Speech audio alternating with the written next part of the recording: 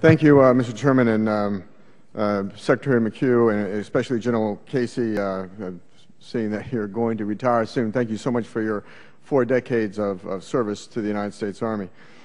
First of all, Secretary McHugh, share with you the condolences to the families that were killed in the Fort Hood shooting that happened last year.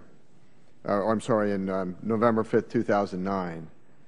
And the report of Major Hasan is, I believe it's still restricted. And it's merely an analysis of his personnel record with no references to the incident itself.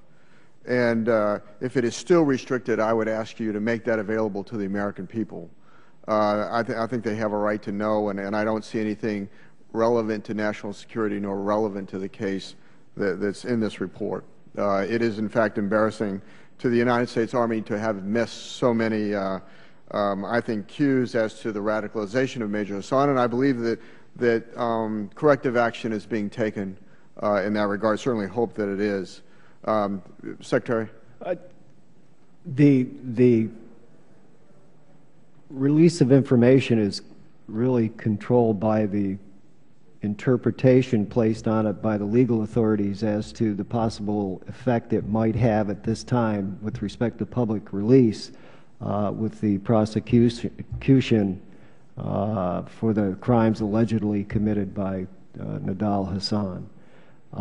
That was a decision made by the Office of General Counsel, DOD, and others, and at such time that I would assume that those circumstances no longer exist, release of appropriate redacted information, I feel comfortable will occur. I just can't tell you when the lawyers... Thank you, Mr. Secretary. And I just want to say that that is an abuse of the authority of the Chief Legal Counsel of the Department of Defense to have made that decision, which I believe is a political decision and really has nothing to do with the case.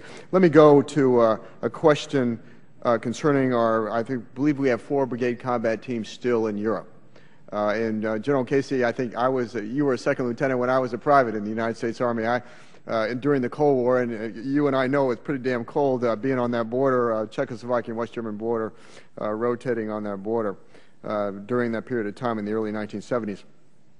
Well, we still have 4 brigade combat teams there, and the Cold War has long since been over with. And I know in the QD, the Quadrennial Defense Review, they supported keeping those troops there. But in a recent GAO study, it said that the GAO concludes in keeping 2 brigades in Germany costs $390 million more per year than basing them in the United States.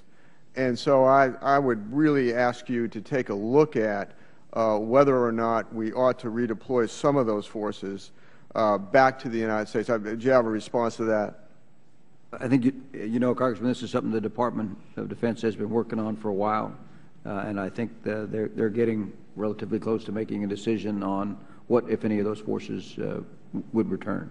Very well, thank you. You know, my final question, in Secretary McHugh or General Casey, the Joint Light Tactical Vehicle program has been subject to cost overruns, milestone delays, ambiguous capability requirements. You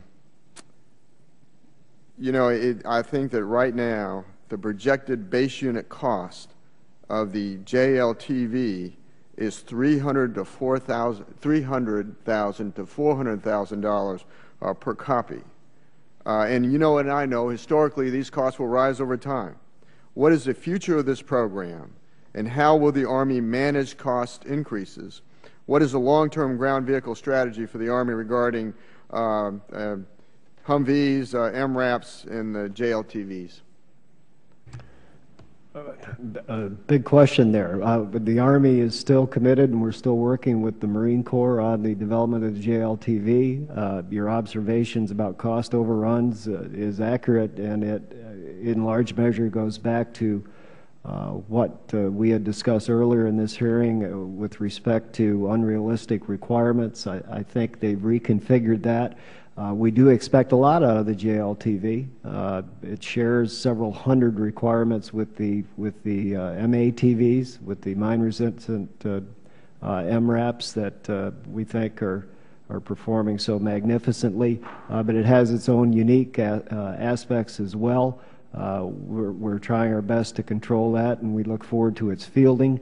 It will be ultimately the replacement for the Humvee with far more survivability, with off-road capability that the Humvee does not have, and we see it as part of our future fleet. Thank you, Mr. Chairman. I yield back. Thank you. Mr. Gibbs.